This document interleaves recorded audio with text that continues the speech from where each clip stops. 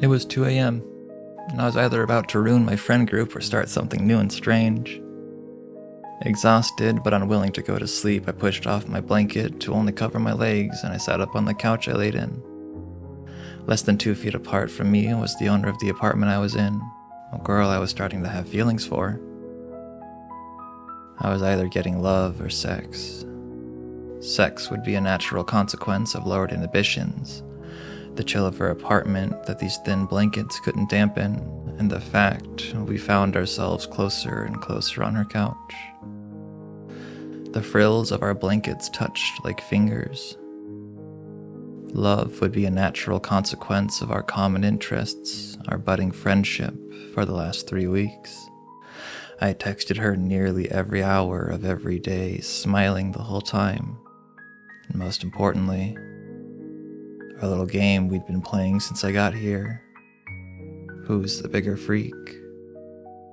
Who can say the most crude and wild thing imaginable? And started off as jokes. She told me A, I told her B. We kept it going, seeing who could weird out the other. Then we moved to the truths, and then secrets. And is there really any greater love than that, to share secrets? To expose your greatest mistakes to someone else, and ask them to accept you anyway. I didn't quite know how I felt about her yet in a romantic sense. She was a friend of a friend. I was told by my friend to not try to date her because she wasn't my type and it would just end in heartbreak and might destroy the friend group. The funny thing is, I know she was told the same. Maybelle, the girl who laid beside me, texted me casually earlier that day. She mentioned that she didn't know what movie to watch, and I knew what movie I wanted to watch. I'd pick and pay for the movie, and she'd host and cook. Now here we were about to start love or sex. It's never both this early. That was probably my worst relationship, she said, pulling the covers close to her. Honestly, I think he was a bit of a porn addict too. Her face glowed. What's the nastiest thing you've watched? I bit my lip and gritted my teeth and strained in the light of the TV. Our game was unspoken, but the rules were obvious. You can't just back down from questions like that. I said my sin to her and then asked, "What's yours?" She groaned at mine and then made 2 genuinely funny jokes at my expense. Nah, I said between laughs. "What's yours?" No judgments, she asked. No judgments, I said. And you won't tell the others? I promise. Pinky promise? She said and leaned in close. I liked her smile. It was a little big, a little malicious. I liked that. I leaned forward and our pinkies interlocked and my heart raced. Love or sex, fast approaching. She said what it was. Sorry to leave you in the dark, reader, but the story's best details are yet to come. She was so amazed at her confession, she said Jesus Christ after it. Yeah, you need him, I joked back. Her face went dark. What's that supposed to mean? She asked. What? It's just a joke. No, it's not. I can see in your eyes you're judging me. She pulled away from me. The chill of her room felt stronger than before, and my chances at sex or love moved away with her. Dude, no, I said. You made jokes about me and I made one about you. She eyed me softer then, but her eyes still held a skeptical squint. Sorry, she said. I just know you're religious, so I thought you were going to try to get me into church or something. No, not really. Good old guilt settled in because her salvation was not my priority. I am Christian, just not good at it. I'm not too shabby at the love everyone part, though. So that's half the battle. Well, at least I was good at loving your neighbor. But we'll get there. Oh. She slid beside me again, face soft, her constant grin back on. I just had some friends really try to force church on me and I didn't like that. I won't step foot in a church. Oh, I'm sorry to hear that. There's one in particular I hate. Calgary. Oh, why? I froze. I hope I didn't show it in my face, but I was scared as hell that she knew my secret. I just took a job at Calgary. They just suck, She said, non-committal. Did she know? What makes them suck? She took a deep breath and then told me her story. At 10 years old, I wanted to kill myself. I had made a makeshift noose in my closet, and I poured out my crate of DVDs on the floor, and I brought the crate into the closet so I could stand on it. I flipped the crate upside down so it rested just below the noose. I stepped up and I grabbed the rope. I was numb until that moment. My mom left and my family hated me. I feared my dad was going insane. The holes in the wall, welts on his own skin, and the plethora of reptiles he let roam around our house were proof. And it was so hot. He kept it as hot as hell in that house. My face was drenched as I stepped up on the crate to hang myself. I hoped heaven would be cold. And heaven. That's what made me stop.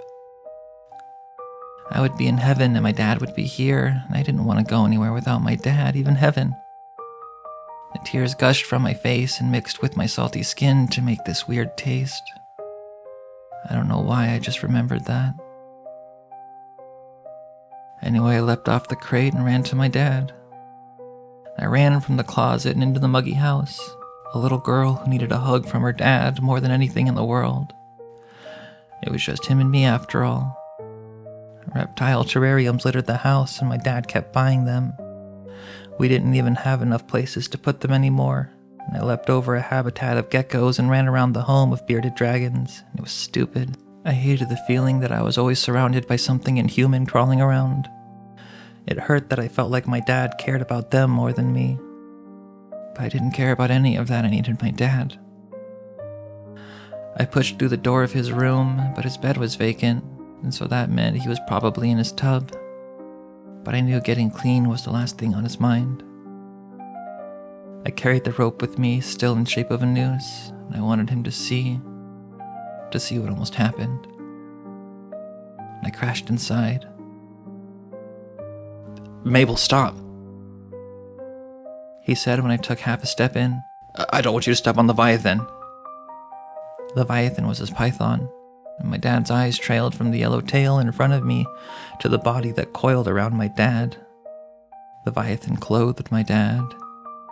It wrapped itself around his groin, waist, arms, and neck. And it was a tight hold. I'd seen my father walk, even run with Leviathan on him. Today he just sat in the tub, watching it or watching himself. I'm unsure. His mental illness confused me as a child, so I never really knew what he was doing. I was the one who almost made the great permanent decision that night, but my dad looked worse than me. His veins showed and he appeared strained, as if in a state of permanent uncomfortability. He sweat as much as I did, and I think he was having trouble breathing. The steam that formed in the room made it seem like a sauna. He was torturing himself all for Leviathan's sake. Dad, Close the door. My dad barked between taking a large, uncomfortable breath. You'll make it cold for Leviathan. Yes, sir. I did as he commanded and shut the door, and then I ran to him. Stop. He raised his hand to me, motioning for me to be still. He looked at Leviathan, not me. It was like they communed with one another. I was homeschooled, so there wasn't even anyone to talk to about it. But it's such a hard thing to be afraid of your parents, and be afraid for your parents, and to need them more than anything. Come in, honey, he said after his mental deliberation with the snake. And I did, feeling an odd shame and relief.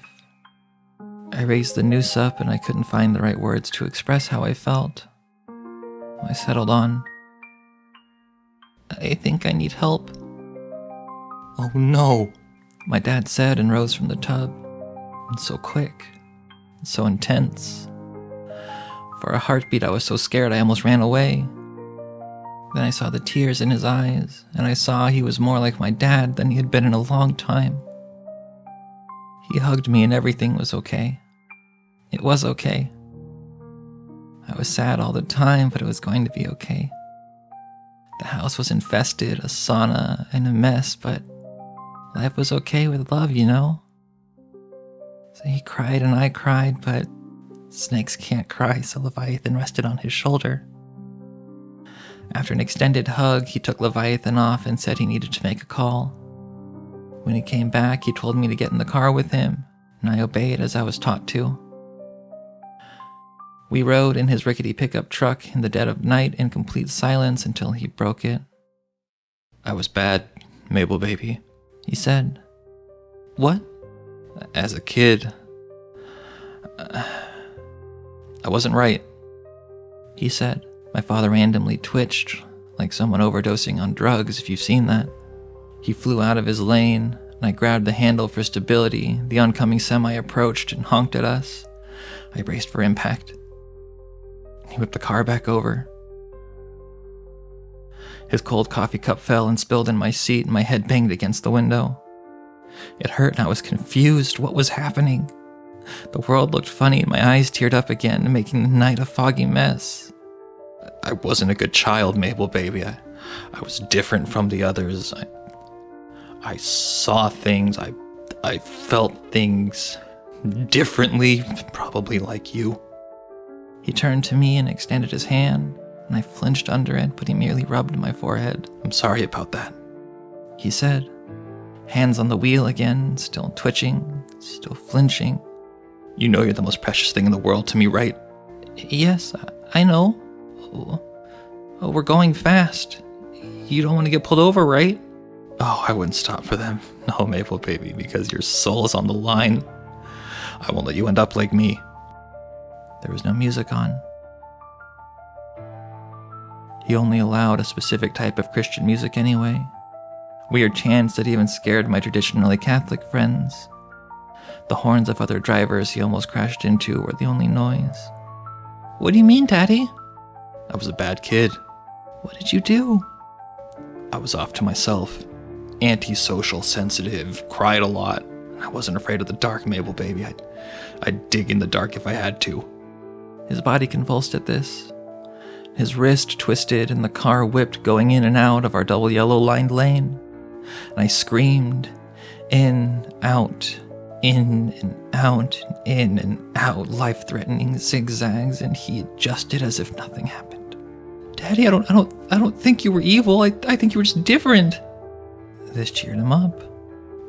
Yes, sometimes differences are good, he said. We're all children under God's rainbow. Yes, I said.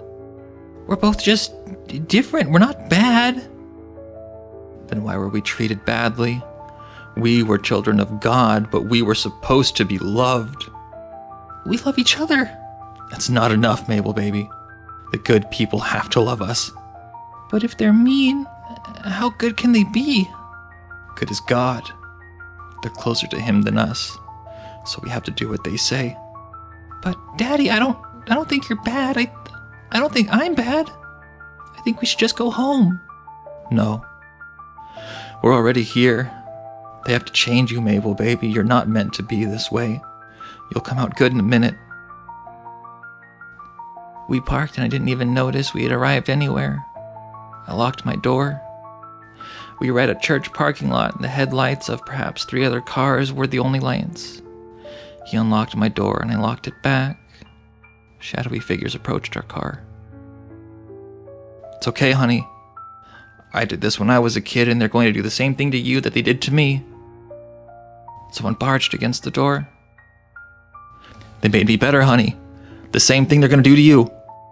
My dad unlocked the door, and someone pulled it open before I could close it back. I screamed, and this someone unbuckled my seatbelt and dragged me out. I still have the scars up my elbow to my hand. Screaming didn't stop him, crying didn't stop him. My trail of blood didn't stop him. And that's it. That's all I remember, she said and shrugged. Wait, what? There's no way that's all. Yep. Sorry. Well. No, dude, tell me what happened. What did they do to your dad? Does it have to do with the reptiles? What do they do to you? I just remember walking through the dark hallway into a room with candles lit up everywhere and people in a circle. I think they were all pastors in Calgary.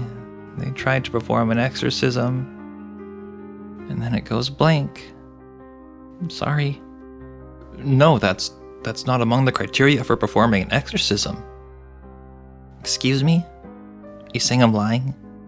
She said with a well-deserved attitude in her voice because I might have been yelling at her. I wasn't mad at her, to be clear. I was passionate. I was a pastoral intern because I saw the good the church can do. I wanted people to get the same feeling of love and hope that I got from the church. And more than anything, I hated when the church let down those it was supposed to protect. No, still not calm. I'm just saying a child considering suicide isn't the criteria to performing an exorcism. Oh, maybe it's different for Calgary. No, I know it's not. And how do you know that? No, wait, you need to tell me what really happened. Need? Yeah, need. It's not just about you, this is important. I know I misspoke, but for me it was a need. I could fix this. If I played my internship right, I could take over Calgary in a couple of years. I had to know its secrets. I could put an end to it. It's never about me, is it? She asked. Well, this certainly isn't. It's always about you because you're good. You're Christian and you're going to make this world better or something. What? No, come on, where's this coming from?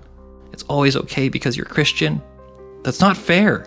I just want to know what happened because it wasn't an exorcism. What happened? It's getting late. I think I want you to leave. Hey, no, wait. I'm doing the right thing here. Let me help you. Oh, I do not want or need your help. You think you're better than me and you could somehow fix it because you're Christian. No, I think I could fix it because I have the keys to the church. Oh. She was stunned and I saw a mischievous grin form on her face again. Well, she swallowed hard and took a deep breath. They took something from me. Something that's still down there. And I'm not being metaphorical. I can feel it missing. If you lost something, then let's go get it back. There was another possibility I hadn't thought of between sex or love that I could have had tonight. Adventure.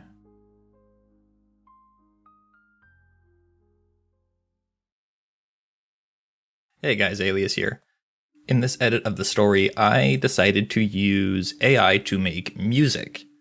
I described kind of like the general mood I was getting, the vibe I was getting from the scene, and then I went through a couple different iterations of songs until I found something that I thought was appropriate, and I want to know what you guys think of this kind of implementation for storytelling. Do you guys like it?